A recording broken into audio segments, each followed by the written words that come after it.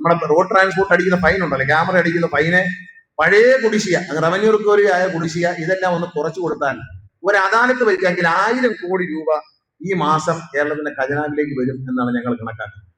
ആ ഫയല് ബാലപാല കണ്ടു, എന്റെ അടുത്ത് വന്നിട്ടുണ്ട്. മിക്കവാറും അത് മന്ത്രിസഭാ യോഗത്തിന്റെ അംഗീകാരത്തിന് വേണ്ടി വരും. മന്ത്രിസഭ അംഗീകരിച്ചു കഴിഞ്ഞാൽ പിറ്റേ ദിവസം RT ഓഫീസുകൾ കേന്ദ്രീകരിച്ച് അദാലത്ത് തുടങ്ങും. അതായത് 5000 രൂപ ഫൈൻ അടിച്ചിട്ടുണ്ടെങ്കിൽ 2500 അടച്ച് അവസാനിപ്പിക്കും. ഇത് അസുലഭ സന്ദർഭമാണ്.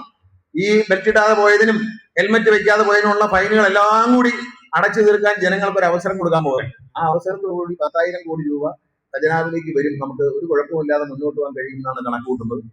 തീർച്ചയായിട്ടും അത്തരം ഒരുപാട് കാര്യങ്ങൾ അദ്ദേഹം പറഞ്ഞു. ഞാൻ ഈ ബസ് സ്റ്റാൻഡിനെ കുറിച്ച് പറഞ്ഞു. ഇതെല്ലാ സൗകര്യമുള്ള ആധുനിക ബസ് സ്റ്റേഷനാണ്. പഴയ കാലം മാറിയിരിക്കുന്നത്. നിങ്ങൾ ഈ ഇത് കണ്ടാൽ ഒരു വിമാനത്താവളത്തെക്കാൾ, വിദേശ രാജ്യങ്ങൾ കാണുന്ന ഒരു വിമാനത്താവളത്തെക്കാൾ മനോഹരമായിട്ടാണ് ഈ ബസ് സ്റ്റേഷൻ ഡിസൈൻ ചെയ്തിരിക്കുന്നത്. ഈ നിലവിലുള്ള കെട്ടിടം പൊളിച്ചു മാറ്റി, ഇപ്പോഴല്ല, ഇതിന്റെ പണി കഴിയുമ്പോൾ ഈ കെട്ടിടം പൊളിച്ചു മാറ്റും. പക്ഷെ പുറത്തെ മതിൽ പകുതിയെ പൊളിക്കും എന്ന് വെച്ചാൽ, അത് പൊളിച്ചാൽ പിന്നെ നാഷണൽ ഹൈവേക്കാർ പറയും 8 മീറ്റർ കയറി യാത്രോട്ടിരിക്കാൻ പറ്റും. അതുകൊണ്ട് ആ മതിൽ പതുക്കെ അത് പൊളിക്കത്തില്ല. അത് പകുതി പൊളിച്ചതിന് ശേഷം സെക്രട്ടേറിയറ്റിന്റെ മതിൽ പോലെ ഞാൻ ഗ്രില്ല് വെച്ച്, സെക്രട്ടേറിയറ്റിന്റെ മതിൽ അരമതിലും അതിന് മേളിൽ ഗ്രില്ല് വേണം, അതുപോലെ ഒരു ഗ്രില്ല് അങ്ങോട്ട്, അതാണ് ഡിസൈൻ. അപ്പൊ ഇങ്ങോട്ട് കയറിയില്ല, റോഡിൽ നിന്നാൽ അതിമനോഹരമായ ഒരു കാഴ്ച കാണാൻ പറ്റും. ഈ ഭാഗത്തും ലോക്കൽ ബസ്സുകൾ വരുന്നതിന് വേണ്ടി ഈ ഭാഗത്തൊരു കനോപ്പിയും കാര്യങ്ങളും ഉണ്ട്. ഇവിടെ വെയിറ്റിംഗ് റൂം ഉണ്ട്. ഇവിടെ ഇങ്ങനെ ഈ സൈഡ് ചരിഞ്ഞിങ്ങനെ L ഷേപ്പിൽ അവിടെ തുടങ്ങി ഇവിടം വരെ ഒരു ബസ് വെയിറ്റിംഗ് ഷെഡ് പോലെ വരും. അതിങ്ങനെ താന്ന് ഒരേ ലെവലിൽ വരും. അതിന്റെ മുമ്പിൽ ബസ് നിർത്തും. അപ്പൊ ലോക്കൽ ബസ്സിൽ കയറേണ്ടവരെല്ലാം ഇവിടെ കയറാം. ദീർഘദൂര സർവീസ് മുഴുവൻ ഇങ്ങനെ വന്ന് ഇതിനെ ഇങ്ങനെ ചുറ്റും വരും. ഈ സാധനത്തിന്റെ ഇത് നടുക്ക് ഇങ്ങനെ നിൽക്കും, ഒരു കുട പിടിച്ചതുപോലെ ഇങ്ങനെ നടുക്ക് നിൽക്കും. അതിനകത്ത് 2 നിലയുണ്ട്. അതിനകത്ത് ഈ പറഞ്ഞ പോലെ ഓഫീസ് എയർ കണ്ടീഷൻ ആയിരിക്കും, യാത്രക്കാരുടെ വിശ്രമ മുറികൾ എയർ കണ്ടീഷൻ ആയിരിക്കും, ജീവനക്കാർ യാത്ര കഴിഞ്ഞ് വന്ന് വിശ്രമിക്കുന്ന മുറി അത് ചിലപ്പോൾ ഇവിടെ ആയിരിക്കും ചെയ്യുന്നത്. ഈ ഭാഗത്തായിരിക്കും. ഈ പഴയ MP-യുടെ ഫണ്ട് ഉപയോഗിച്ച് ചെയ്ത കെട്ടിടത്തിന്റെ മുകളിൽ സ്ട്രെങ്ത് പരിശോധിക്കുകയാണ്.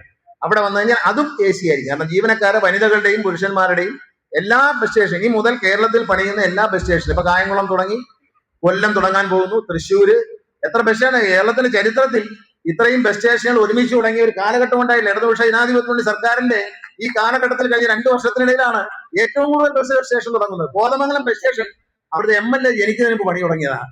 3 മാസം 4 മാസം മുമ്പ് നമ്മൾ ഉദ്ഘാടനം ചെയ്ത്. MLA പിന്നെ അവിടുത്തെ MLA ജനിക്കുന്നതിന് മുമ്പ് പണി തുടങ്ങിയതാണ്. അത് മുടങ്ങി കിടക്കുമായിരുന്നു. അതിനെ പണിത് പൂർത്തിയാക്കി ഉദ്ഘാടനം ചെയ്തു. മൂവാറ്റുപുഴ തീരാതെ കിടന്നാണ്, അത് റെഡിയാണ്. ഉദ്ഘാടനത്തിന് എല്ലാം തീർത്തിട്ടിരിക്കുകയാണ്. അത് തീർത്തു, അത് ഉദ്ഘാടനത്തിൽ കിടക്കുകയാണ്. ആലുവ ചെയ്തു. അത് പത്തനംതിട്ടയിൽ ഇന്നും നമ്പർ ഇട്ട് കിട്ടിയിട്ടില്ല. അതുകൊണ്ട് 100 കണക്കിന് കടകളാണ് ഒഴിഞ്ഞു കിടക്കുന്നത്. കോടിക്കണക്കിന് രൂപയാണ് KSRTC അതുകൊണ്ട് നഷ്ടം. കടകൾ വാടകയ്ക്ക് കൊടുത്ത ഇടത്തിൽ മാത്രം ഒരു മാസം KSRTC 1.5 കോടി രൂപയോളം വർധന ഉണ്ടാക്കാൻ കഴിഞ്ഞു ഈ 2 വർഷത്തിൽ. ഒരു മാസത്തെ വാടക വിരിക്കുന്ന കമ്പ്യൂട്ടറാണ്.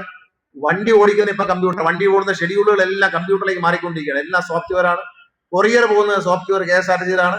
ഇന്ന് 2 സംവിധാനങ്ങൾ ഉദ്ഘാടനം ചെയ്തിട്ടുണ്ട്. 3 സംവിധാനങ്ങൾ ഇന്ന് ഉദ്ഘാടനം ചെയ്തു. ഒന്ന് കുടിവെള്ളമാണ്. ബസിന്റെ ഉള്ളിൽ കുടിവെള്ളം ബസിന്റെ ഉള്ളിൽ കൊടുക്കുന്നതിന് റെയിൽവേ കൊടുക്കുന്ന 14 രൂപയ്ക്കാണ് KSRTC 13 രൂപയ്ക്ക് ജനങ്ങൾക്ക് വെള്ളം കൊടുക്കാൻ പോകുന്നത്. KL-15 വാട്ടർ H2O എന്ന് പറഞ്ഞിട്ട് ഒരു ബ്രാൻഡ് ചെയ്തിട്ടുള്ള വെള്ളമാണ് വരുന്നത്. ISA മുദ്രയുള്ള വെള്ളമാണ് വരുന്നത്. ആ വെള്ളം 13 രൂപയ്ക്ക് യാത്രക്കാർ കൊടുക്കും. റെയിൽവേ കൊടുക്കുന്ന 14 രൂപയ്ക്കാണ്, നമ്മൾ 13 രൂപയ്ക്ക്. കണ്ടക്ടർക്ക് അതിൽ നിന്ന് 2 രൂപ കിട്ടും ഒരു കുപ്പി വിൽക്കുമ്പോൾ. ഡ്രൈവർക്ക് അതിൽ നിന്ന് 1 രൂപ കിട്ടും. ഡ്രൈവർക്ക് കണ്ടക്ടറും പൈസ കൊടുക്കണം. ഡ്രൈവർക്ക് എന്തിനാ കൊടുക്കുന്നതെന്ന് ചോദിക്കും. പക്ഷേ ഡ്രൈവറും കൂടെ ആണല്ലോ വണ്ടി ഓടിക്കുന്നത്. ഈ ഡ്രൈവേഴ്സ് യൂണിയന്റെ പഴയ നേതാവായിരുന്നു എന്റെ അച്ഛൻ. അതുകൊണ്ട് ഡ്രൈവർമാരെ അങ്ങനെ അവഗണിക്കാൻ പറ്റത്തില്ല. അതുകൊണ്ട് ഡ്രൈവർമാർക്ക് 1 രൂപ, കണ്ടക്ടർമാർക്ക് 2 രൂപ ഒരു കുപ്പി വെള്ളം കൊടുക്കുമ്പോൾ. അതുപോലെ ഫുഡ് വണ്ടിക്കകത്ത് കൊടുത്തു തുടങ്ങിയിട്ടുണ്ട്. ഇപ്പൊ ഇവിടെ തന്നെ റെയിൽ റോൾസ് സ്ഥാപനം തുടങ്ങിയിട്ട് അവര് ഫുഡ് വണ്ടിക്കകത്ത് കൊടുക്കുന്നു. അതുപോലെ ചിക്കിങ് എന്ന സ്ഥാപനം അവര് 25% വില കുറച്ച് വണ്ടി കൊടുക്കുന്നു. ഇന്ന് വന്ന മറ്റൊരു പരിഷ്കാരം എന്ന് പറയുന്നത് സ്റ്റോപ്പ് ഓൺ റിക്വസ്റ്റ്. അതായത് നമ്മൾ വണ്ടിയിൽ ബസ് ബുക്ക് ചെയ്യുമ്പോൾ ഇപ്പൊ ഇവിടെ നിന്ന് വിട്ടാൽ സ്റ്റോപ്പില്ല. തിരുവനന്തപുരം ഇവിടെ നിന്ന് വിട്ടു കഴിഞ്ഞാൽ സദാനന്ദപുരത്തും പണാത്തേപ്പിന്റെ സ്റ്റോപ്പുള്ളൂ. പിന്നെ സദാനന്ദപുരത്ത് ഒരാൾക്ക് കയറണം, അല്ലെങ്കിൽ പനവേലിയിൽ നിന്ന് ഒരാൾക്ക് കയറണം, അല്ലെങ്കിൽ കരിക്കത്ത് നിന്ന് ഒരാൾക്ക് കയറണം. ആ ആള് ബുക്ക് ചെയ്യുമ്പോൾ ഒരു 20 രൂപ കൂടുതൽ അടച്ചാൽ അയാൾ നിൽക്കുന്ന സ്ഥലം ലൊക്കേഷൻ അയച്ചു കൊടുത്താൽ മതി. ആ സ്ഥലത്ത് വരുമ്പോൾ വണ്ടി നിർത്തി കൊടുക്കും. വീട്ടിനകത്തൊന്നും ഹോൺ അടിച്ച് വിളിക്കത്തില്ല. ആ വണ്ടി വരുന്ന ചെലവ് ആപ്പിൽ നോക്കണം. വണ്ടി കൊട്ടാക്കര സ്റ്റേഷനിൽ പുറപ്പെട്ടു എന്ന് അറിയുമ്പോൾ കരിക്കത്തിൽ ഇറങ്ങി വീട്ടിൽ റോഡിൽ വന്ന് നിന്നാൽ കറക്റ്റ് അവിടെ നിർത്തി കൊടുക്കും. അവിടെ നിന്ന് കയറ്റി കൊണ്ടും 20 രൂപ കൊടുത്താൽ മതി. ഇറങ്ങാനും അതുപോലെ തന്നെ പോകുന്ന വഴിക്ക് വീട്ടിന്. അല്ലെങ്കിൽ എന്താ പറയാ, കരിക്കത്തിൽ നിന്ന് ഓട്ടോറിക്ഷ പിടിച്ച് ഇവിടെ വരണം. ഇവിടെ വന്നിട്ട് ഈ ബസ്സിൽ കയറണം. ബസ് അവിടെ നിർത്തൂലല്ലോ. അപ്പൊ ഓട്ടോറിക്ഷ പിടിച്ചാൽ 250 രൂപ കൊടുക്കണം. മറ്റേ 20 രൂപ കൊടുത്താൽ മതി. അപ്പൊ അവിടുന്ന് KSRTC കയറാം. പോകുന്ന വഴിക്ക് രാത്രി വരുമ്പോൾ എനിക്ക് പനവേലിയിൽ വീട്ടിന് മുമ്പിൽ ഇറങ്ങണം. പറഞ്ഞാൽ മതി 20 രൂപ അടച്ചിട്ടുണ്ടെങ്കിൽ അവിടെ ഇറക്കി വിടും.